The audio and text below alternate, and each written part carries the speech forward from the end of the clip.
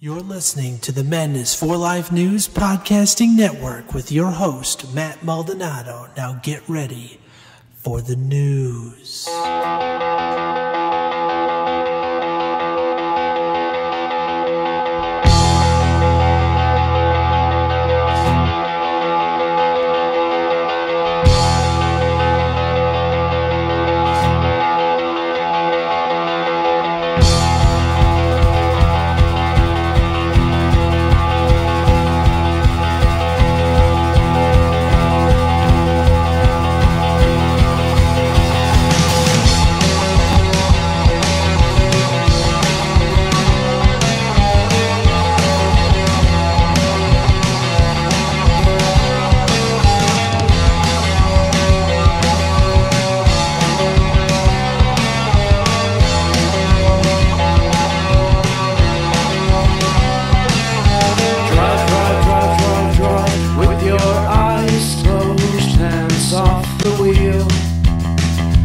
Took a turn down the side street where the madness disappears. Chaotic pressure builds up in the atmosphere.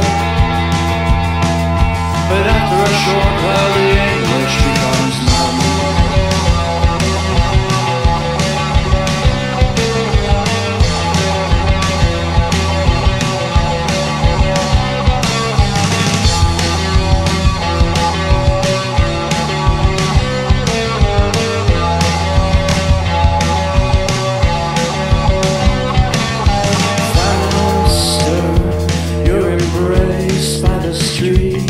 It's a lifestyle.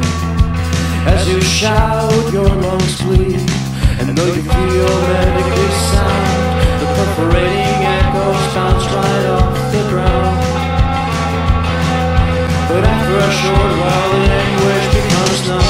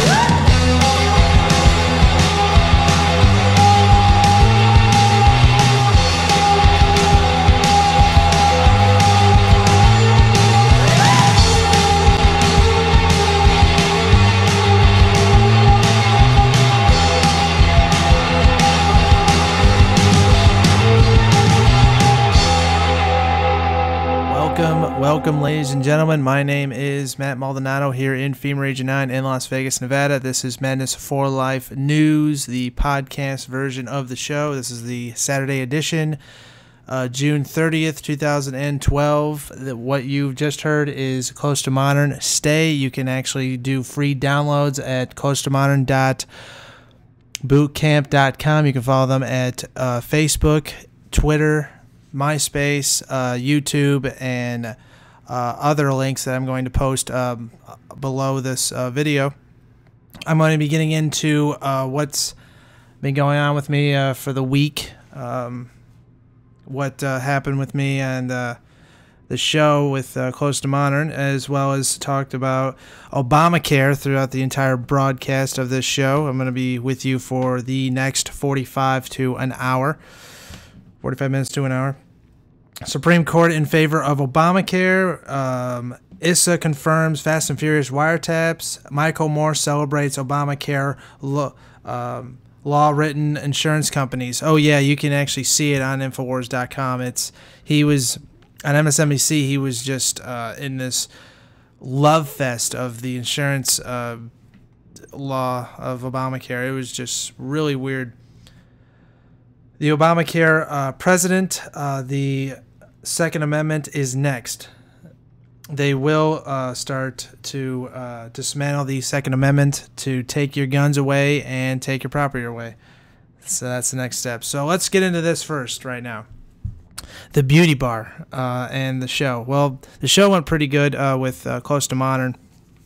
They did such a great job. Everything, like some of the stuff was, they messed up a little bit, but still, they were doing fine. The second show was just, it was great. I had fun. I really liked it. But then out of the blue, outside, I was having fun with the drummer. And then I go inside and I look over, and this black dude's beating up this security guard. I don't know, for no reason. I just saw the dude just punches him right in the face. And then they start fighting each other. And then when it's all done, I go, really? So this is what humanity's about? We just start fighting over nothing? I mean, literally, you start making people, not making people, but getting people to drink riot juice, which I call beer riot juice or alcohol riot juice. You start to see fights. You start to see people arguing over nothing. You see people start just fighting over like a girlfriend or a disagreement or something like that. You can also do that without alcohol too. So, but it was just really strange. I was standing around there at the show, and I saw a lot of people just looking really strange. It looked like people were all like in a trance. Like this one girl that came out of the bathroom, her friends were trying to get her attention, and she was just on her cell phone the entire time that they were trying to, hey, we gotta, that's another problem. Everybody's always on their cell phones, always on their iPads, always, not paying attention. It's just everybody's just a bunch of weird zombies with like alcohol in their hands. I don't have a problem with people drinking alcohol, but I don't know. It's like, I guess that's not really the way I was raised around. I always walked away from crap like that. I was always the guy that was that never really drank. I was always the designated driver all the time because all I drank was just water, and I still do. I did drink alcohol in like 2007, like 5 years ago, but I stopped doing that at the end of the year of 2007. But anyway, I was also seeing people having like 6 beers to 7 beers in their hands, walking around and like spilling all over the place. It was just chaotic, and it was still fun.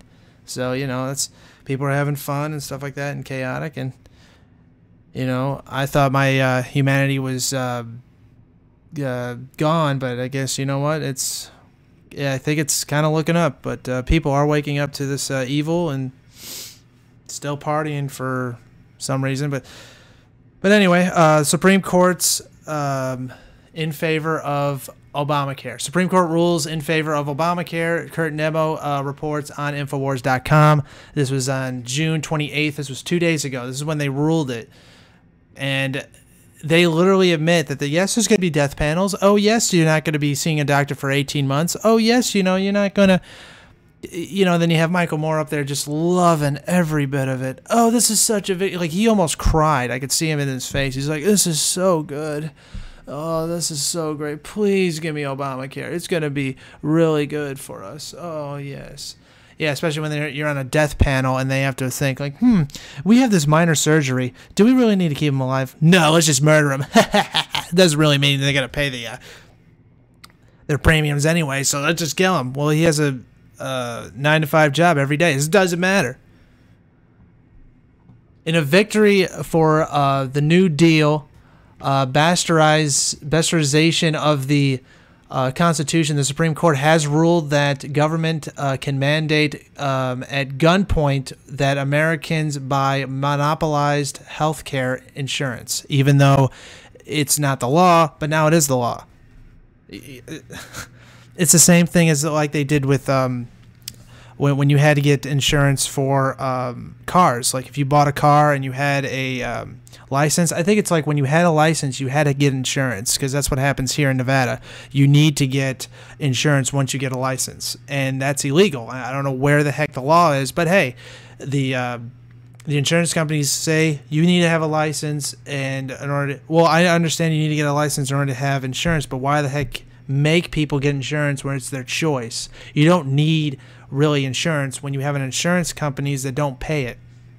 I've always seen like documentaries that had film insurance when people were making films, and they would have they were accountable to be insured, and they insured the films and stuff like that, and they would also have different clauses. They would have this one clause stating that they don't do a force majeure. This is actually on Lost in La Mancha. This is how like the man who killed Don Quixote stopped when Tarragona was trying to make it because of the flood in Spain.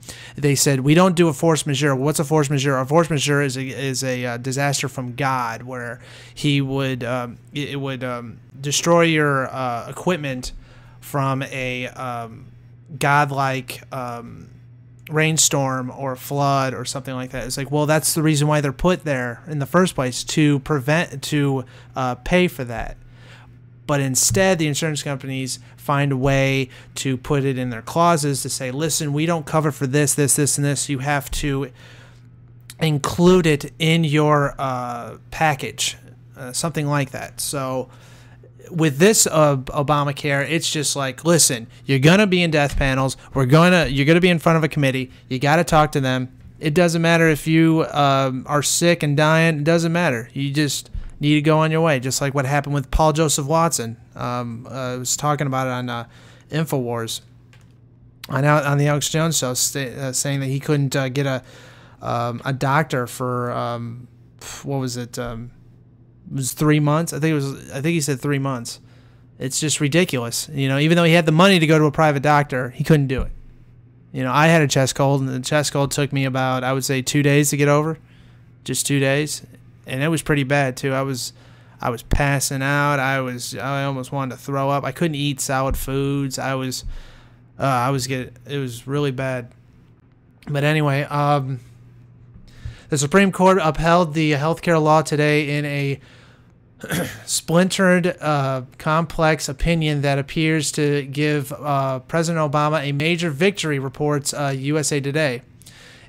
In order to avoid agreements that the law is a misinterpretation of the Commerce Clause, the Supreme ruled that the requirement is a tax. Of course, they said, yes, it's a tax, and then Obama goes up there, no, it's not a tax. Yes, it is. You admitted it.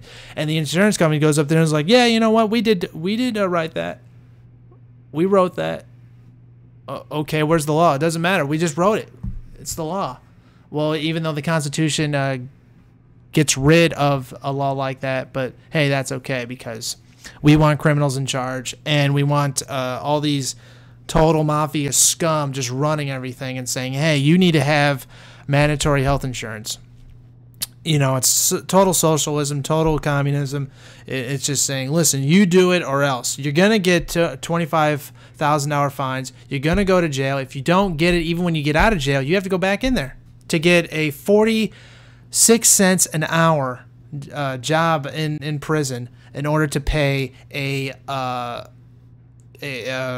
fee for and a tax to the healthcare law.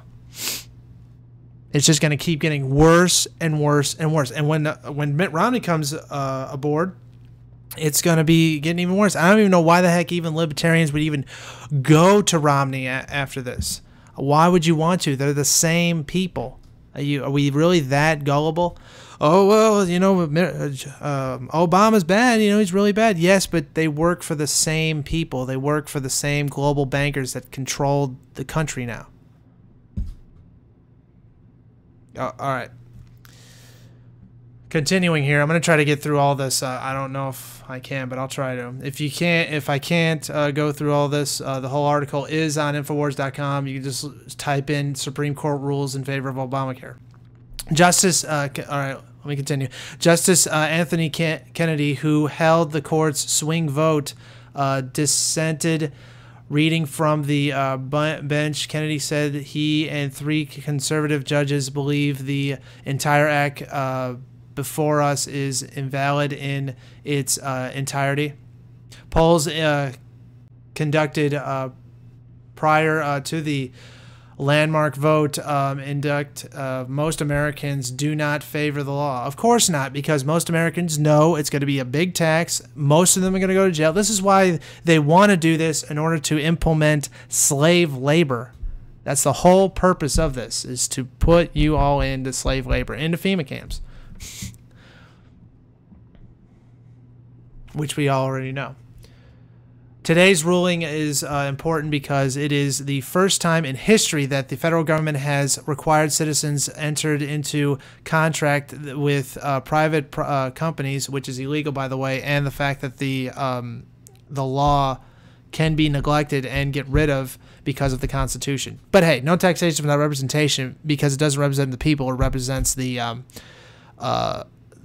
private contractors and private insurance companies and bankers and stuff like that. To buy a product or service, it also represents one of the most generous violations of the Constitution in American history. The insurance mandate clearly exceeds the federal government's power under the Interstate Commerce Clause found in Article 1, Section 8 of the Constitution, writes Ron Paul. This is potentially obvious. The power to regulate commerce cannot include the power to compel commerce.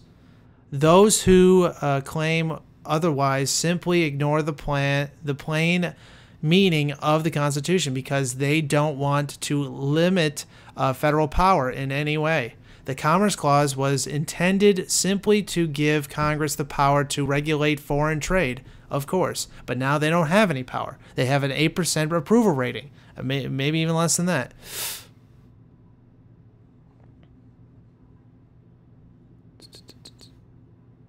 And also and to prevent states from imposing tariffs on interstate goods. In Federalist Paper number 22, and Alexander Hamilton makes it clear the simple intent behind the clause was to prevent states from placing tolls on tariffs on goods as they passed through each state, a practice that had proven practically destructive across the many principality of the German Empire. Experts expect death panels to come back in a big way now that Obamacare is the law of the land. Now that there is no fear of political backlash, death panels will be sold as a measure to reduce medical costs, which will predictably skyrocket as costs do of anything government tosses. You know, this is so ridiculous. They're going to just do it like, yeah, you know, we have death panels, and, you know, you're going to get money for killing your parents. Oh, and killing your grandmother, too. It's going to be great. Isn't it going to be fun? Oh, it's going to be fantastic. And all these mainline idiots with all the liberals thinking it's all great and thinking that what I'm talking about online is just rhetoric and just a total, you know, totally against anything. You know, it's not happening because it's propaganda. That's bull. Okay, your country is failing. It's going to look like Liberia and Sierra Leone. It will look like that. Look at California. I think they have carbon taxes now over there, and it's getting crazy in Sacramento. It's almost a barren wasteland in Oakland. In Michigan, Detroit looks like a bombed out area in that city because they got rid of GM, got rid of Chrysler, got rid of all those automotive companies in order to go over to Mexico or Canada, or as well as China. They usually move it over to China or other countries to build your cars now. It's not American made. We used to have a great country where we can easily get money to live off of. Now we can't live off of anything. You can't even live off of a $8 an hour job. And if people do, that's pretty amazing, because you need to have maybe like 3 jobs in order to get by. 2, 3 jobs. So yeah.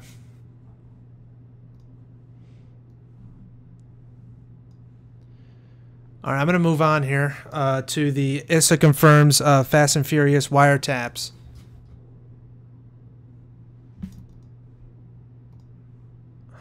Let's go back here. Sorry, guys, I'm like pulling these stuff up on the fly. Wiretaps, Eric Holder exposed. This is the video. Oops.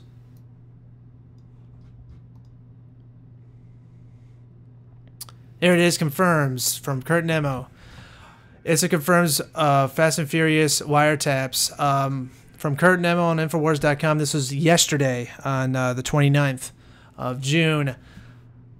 House Oversight and Government Reform Chairman Darrell Issa has confirmed that wiretap applications reveal in depth detail on the Fast and Furious operation, include evidence showing that agents were well aware that large sums of money were being used to purchase a large number of firearms, many of which were following across the border. Well, of course, because they wanted to do it to blame the Second Amendment, which Eric Holder was on record stating that they need to find something to blame the Second Amendment for. So they did it this way.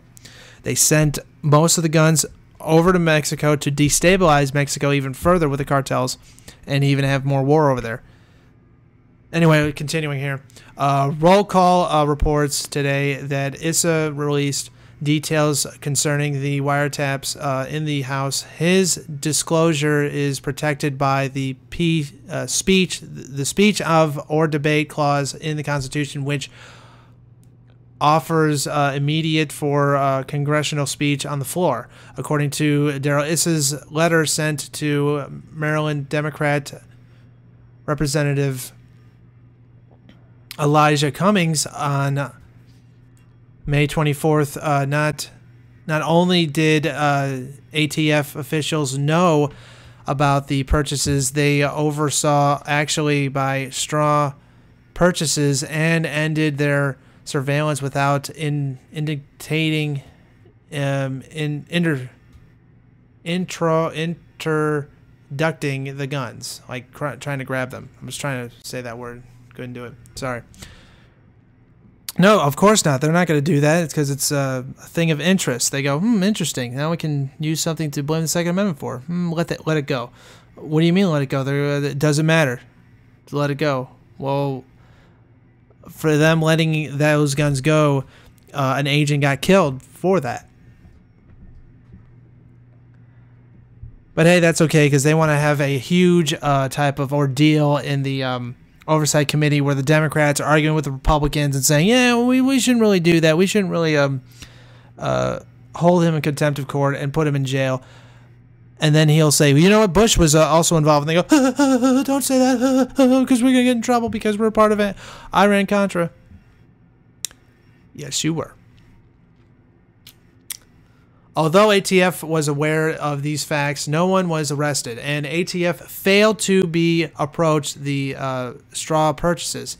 Issa's letter states, upon learning these details through its review of its wiretap, senior Justice Department officials had a duty to stop this operation. Further failure to do so was a violation of Justice Department policy. As we noted on June 22nd, Obama lied to the American people on March 23rd, 2011, when he said that neither he nor Attorney General Holder authorized effort to arm the drug cartels in Mexico several weeks later. On May 3rd, Holder lied to Congress. He said he did not know who approved Fast and Furious. Yeah, he's like, I didn't know. I didn't tell. I didn't know. I didn't talk to Hillary Clinton. No, I didn't talk to Janet Napolitano, even though they actually did know, and it's all a lie. But hey, we just need to keep believing known liars and just love everything they tell us. Okay?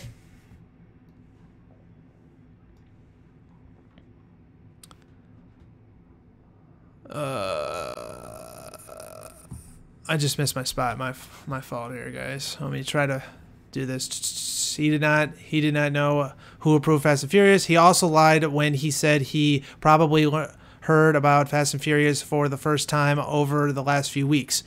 On Thursday, House Republicans held Attorney General Eric Holder in contempt of Congress. The House made the historic move after Holder refused to release additional documents on the gun running operation, and Obama invoked executive privilege in an attempt to block the request for more information. White House spokesman Jay Conray said during a press conference abroad, Air Force One, on Friday, that Obama's executive privilege assertion makes the attempt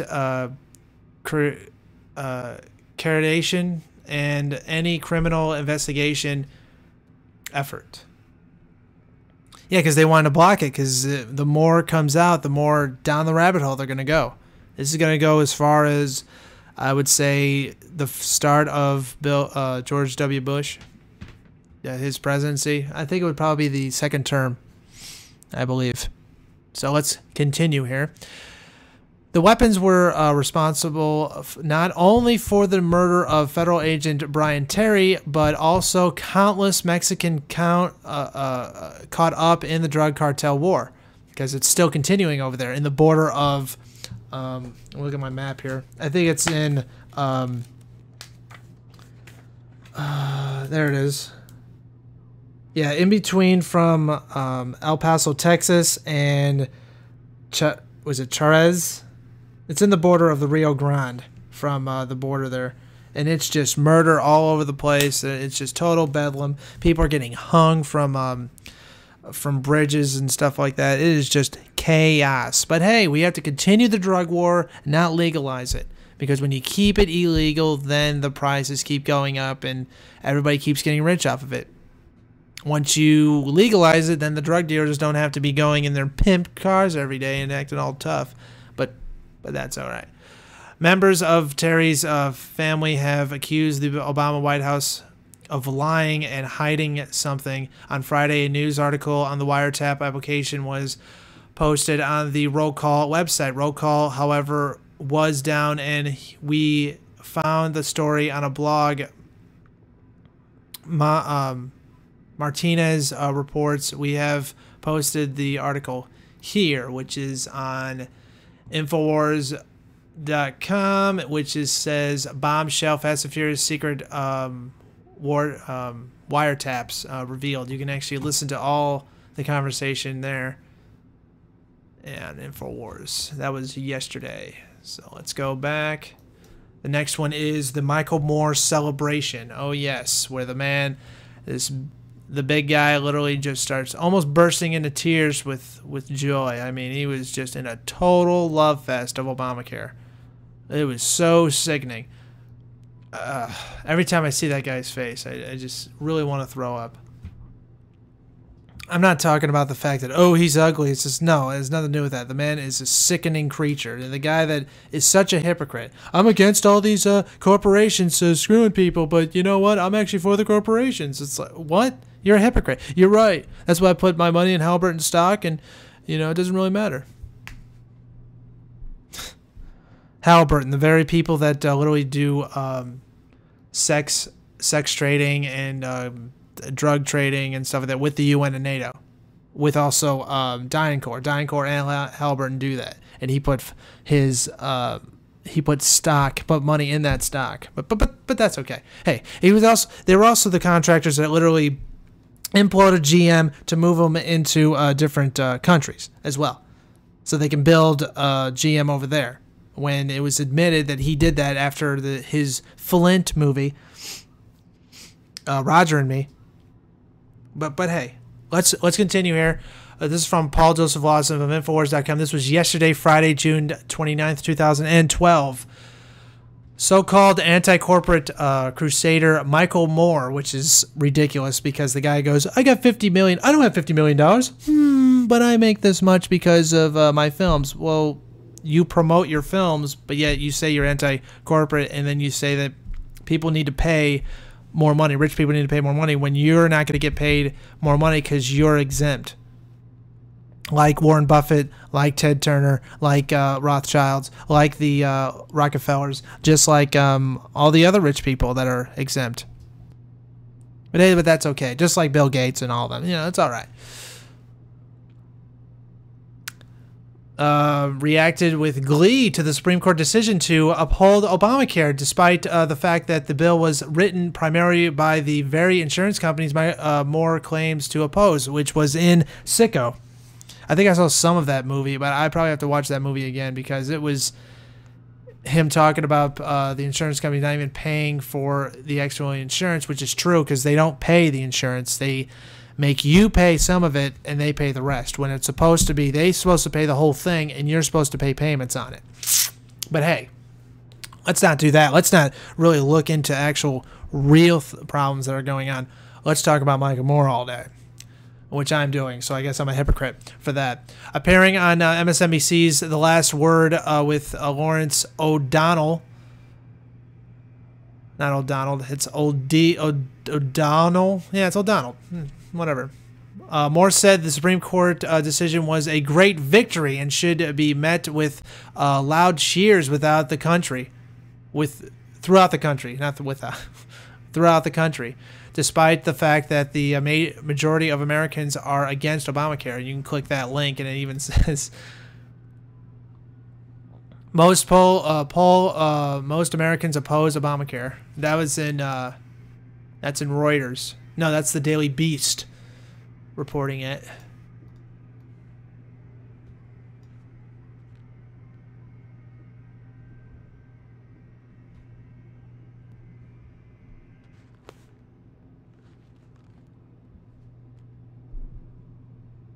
Anyway, although Moore admitted in the interview the private-run for-profit insurance companies are still running the show, he failed to acknowledge that big corporations actually wrote the foundation for the entire Obamacare bill, as Senator Max, but I can't even say that word. I'm sorry. Confirmed when Obamacare. You can actually look it up on Infowars.com. It says the senator's name. I can only say Max Backchess.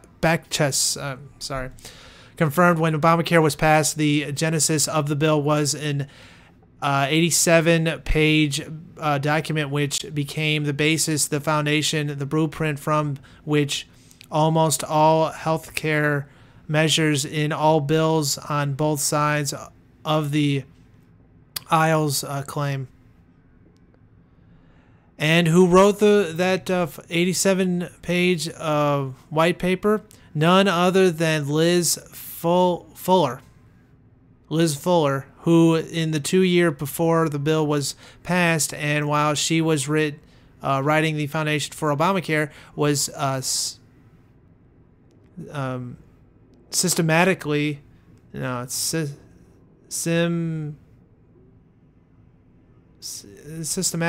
working as vice president of WillPoint, one of the largest healthcare insurance companies in America.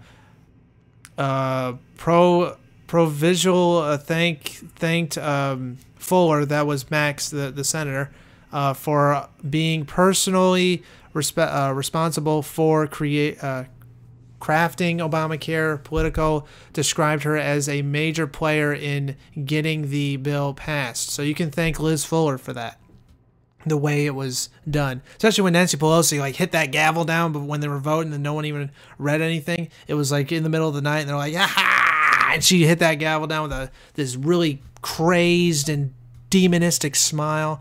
And Nancy Pelosi, it's just, all these criminals. All right, let's continue here. All right. Despite the fact that Obamacare will dump $500 billion in new taxes on already struggling American families, Moore was not satisfied, labeling mandatory government health care the first piece of the agenda, while cautioning conservatives that the process could not be stopped because it had the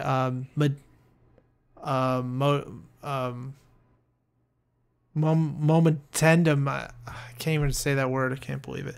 Momentendum of a huge locomotive. What? You better get on the train, or which your party implode. That's my words of advice to the Republican Party. Yeah, you better do it or else. Yeah, you better love socialism and communism. It's fun, and it's great. Meanwhile, Congressman Ron Paul reacted to the news by promising to spearhead a movement to repeal the law. Today, we should remember that virtually everything government does is a mandate. The issue is not rather Congress can compel commerce by forcing you to buy insurance, or they literally they're going to force you to pay it because IRS is going to be after you and knocking on your door every day. That's why everybody should go to their city councils, go to their congressmen, not really write to them, go to them and says, we are not going to pay for Obamacare, you scum. All right? You got to be in their face and say, listen, we're not going to do this, you scum. This is so ridiculous.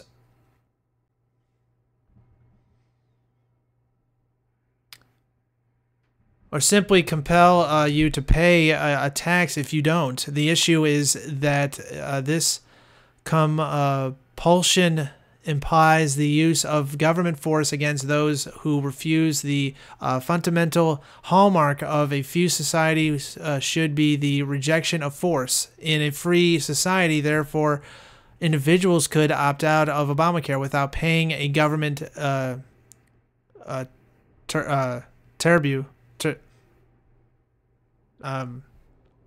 tribune. Anyway, moving on here, because I have to move on. This is just so ridiculous, because, hey, they're going to want you to continue to do a tax on something that you're not even supposed to. It's your right that if you want insurance or not, if you can afford it or not. That's why the insurance companies goes, you know what? If they can't afford it, too bad. We're just going to make everybody pay for it, and everybody's going to be poor, and everybody's going to have slave labor. And it's fun. It's going to implode you too, you idiot. Doesn't matter. That's why they're doing the same thing with the car insurance companies. So that's why they're passing the MAP 21, Agenda 21. You can thank that for Harry Reid, because he's the one that passed it, where they're going to put boxes in your cars and shut it down if the insurance companies thinks it's doomed necessary to do so. And they think it's going to save you money. It's not going to save you money. It's going to increase your premiums even further. I always have discussions about this with people. It's just like, I will not get insurance. I don't care. Why don't you guys trust in the Lord? It doesn't matter. We're not going to trust in the Lord because we don't believe in him. Fine. You can trust in Buddha, whoever you want to. Okay? Why don't you guys not use insurance in order to think that you're going to be safe? Because I don't care how much money you save. I don't care how much money you put into insurance.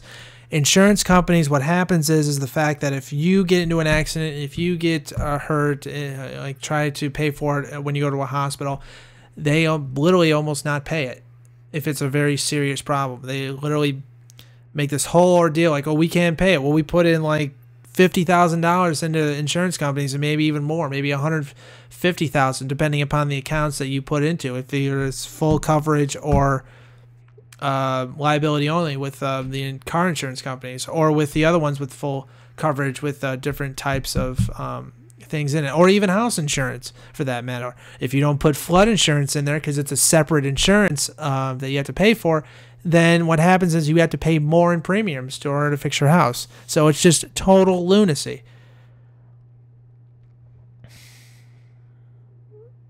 But hey, they always blame capitalism for the problems of America. No, it's not capitalism, my friend. It is crony capitalism. That is fascism and Marxism, as well as a little bit of communism and a little bit of socialism. But socialism is a little bit different. They literally destroy, not only implode the bigger companies, but also the smaller companies as well. But they also do the smaller companies first, then go in for the bigger companies. But hey, everybody's wanting socialism so badly, even though it implodes your country, you idiots, you morons. Why don't you actually sit down and read a book, or maybe even read about what happens with socialism, communism, fascism, Marxism? It destroys nations. You think it helped UK? No, it imploded twice with their currencies because of Marxism, as well as Germany. What happened with Germany? Well, it was fascism, and it imploded that, as well as Italy. It imploded Italy because of Marxism, because of Mussolini. Look at Stalin. Stalin was a communist fascist. It totally destroyed and imploded Russia. And in the end, they were broke by the time they were trying to defeat Afghanistan in the war, and that's why the CIA propped up Al-Qaeda and the Taliban in order to defeat the Russians, because the Russians were broke at the end of the war. And then you have the Chinese, Maoist China, which is still going on today with the slave labor and the re-education camps. That's why they're having the re-education camps here, because they liked Mao better than they did with Stalin or Hitler. Even though Hitler did have re-education camps, but it wasn't really re-education camps. It was just experimental camps and other camps to put the people in, to just nerve gas them and just kill them and put them in, These are tyrants that we're living under now.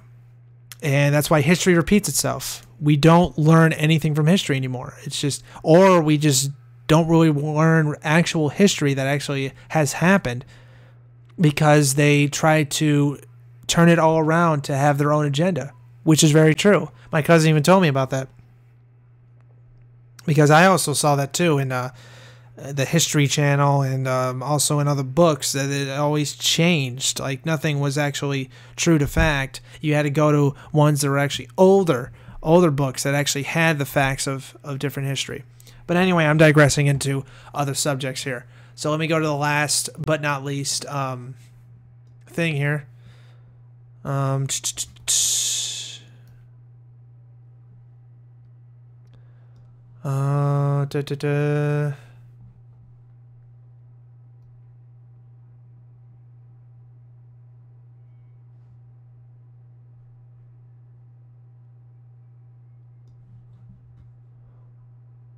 Where did that go? Sorry about this, guys. I'm going to look this up. Let's see. I already had it too.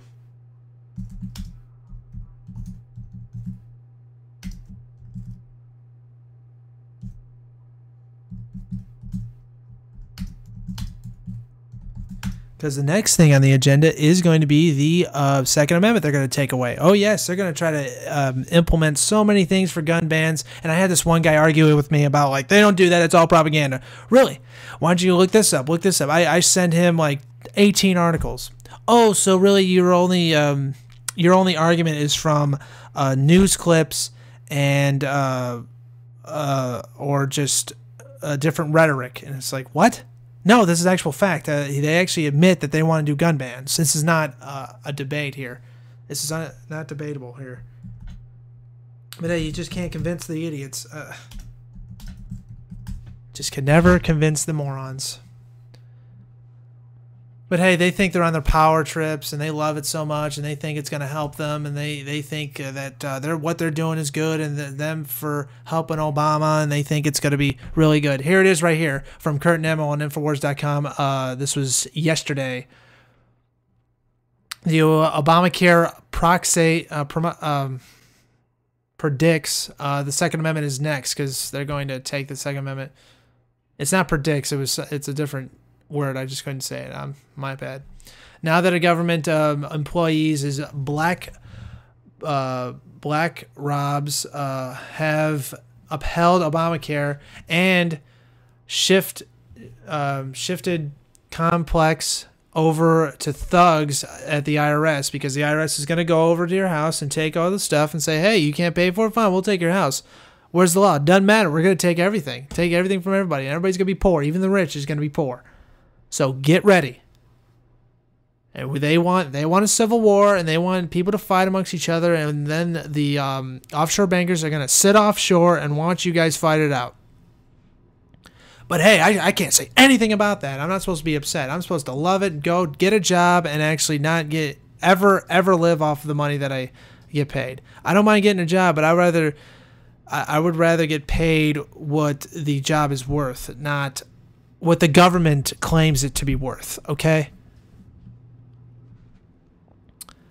The Obamacare President has implemented a tyrannical federal government.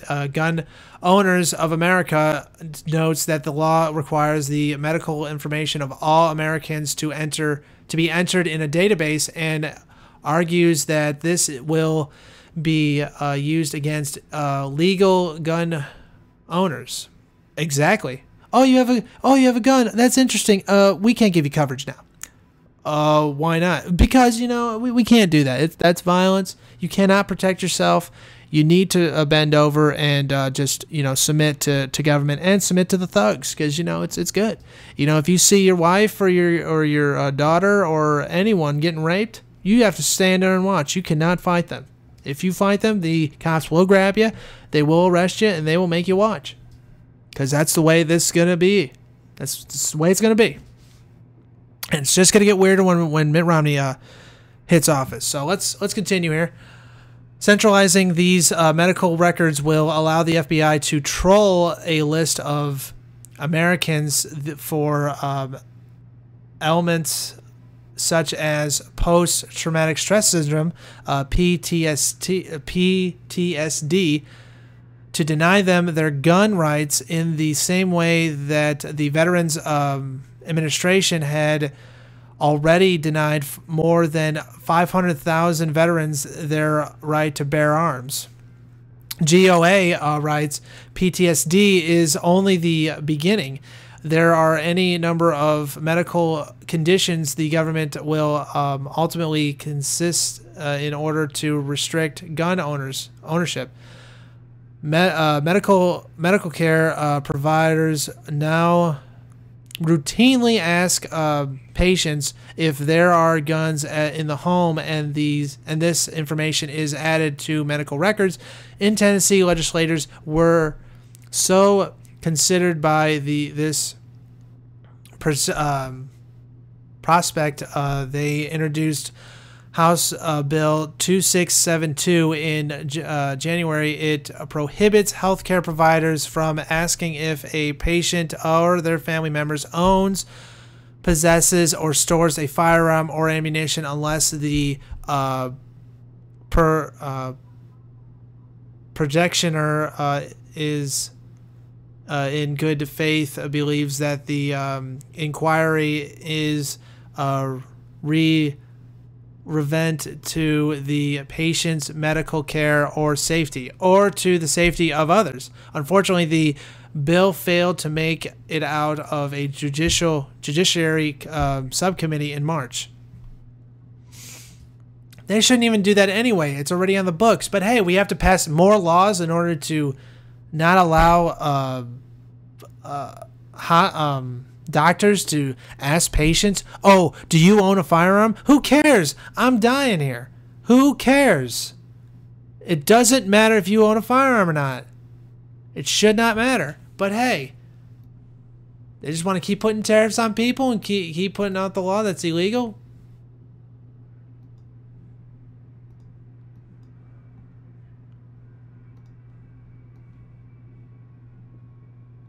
All right, continuing here. I'm gonna finish this article up, and then I'm going to say goodbye.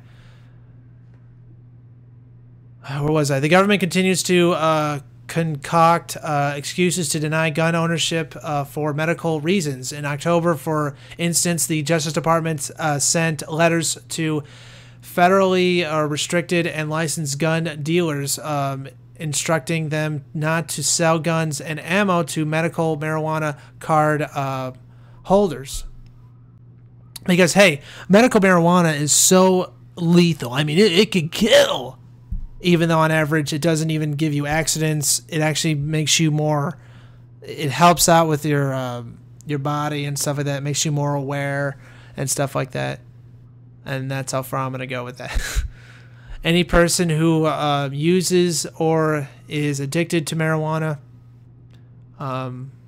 regardless of whether or not his or her state has passed legislation authorizing marijuana use of medical purposes, is an unlawful user of or is addicted to a controlled substance and is prohibited by law from possessing guns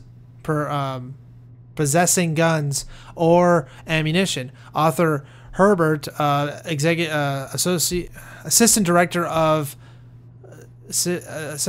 for enforcement programs and services for the Bureau of Alcohol, Tobacco, and Firearms, as well as explosives, as they call themselves, wrote in the memo, the medical establishment has pushed an anti-gun agenda for decades. Over the years, the entrenched medical public health establishment acting as a willing accomplice of the gun control lobby has conducted politicized results, obtained gun control research based on what only be criticized as junk science, writes Miguel A. Fourier Jr., a medical doctor. More than a decade ago, Fourier explained how the CDC and the healthcare establishment attempted to turn gun violation into a medical issue and worked hand in hand with government to build the case for not only gun restriction but confiscation. Total Stalinistic, fascist, Stalinistic, Hitleristic, Maoistic, you name it, they're going to do it. They're going to take your guns. They're going to take your property for medical reasons. Hey, it doesn't matter. We're going to do it. We're going to implode your businesses. We're going to take your businesses away. We had this business for 50 years. Doesn't matter. We're going to take it away. We'll be doing great job. Does not matter. Now that the medical establishment and the federal government are bound together through the tyrannical tendrils of Obamacare, it seems more than likely the anti-gun agenda will take up the mantle of public safety and health as they work to deny us the fundamental right guaranteed by the Second Amendment. Obamacare, after all, is about control, not healthcare. Of course, it's about control. It's also about destabilization of population. That's what it's also about.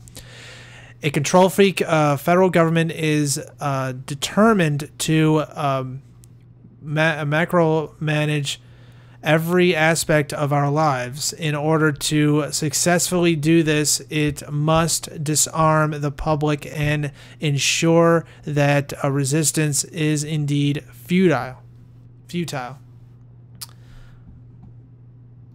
So that's the news for today, and that's what's going to happen. They're going to raise your premiums up. They're going to take your guns away if you have guns. They're going to, oops, sorry, hit the desk there. They're going to take your guns because it's against the law to do so, you know. But hey, doesn't matter. All right, so I'm going to be ending this podcast for today. You can follow me on YouTube. Subscribe to this video if you like, as well as also go to my fan page. At Madness4life. You can click the link on my page on YouTube. You can also go to Vimeo.com and follow me there, as well as PlanetInfowars.com. And you can also actually be my friend on Facebook. Just type in Facebook.com/Matt.Maldonado.3. Not dot, just Matt.Maldonado3. You can go to there and be friends with me. And you can also go to the Close to Modern music.com, as well as Twitter and their other sites to also listen to their music. So I will be back tomorrow in the afternoon, and you all have a great day and a great weekend. So I will talk to you tomorrow, okay? And remember, united we stand, divided we fall. Good evening.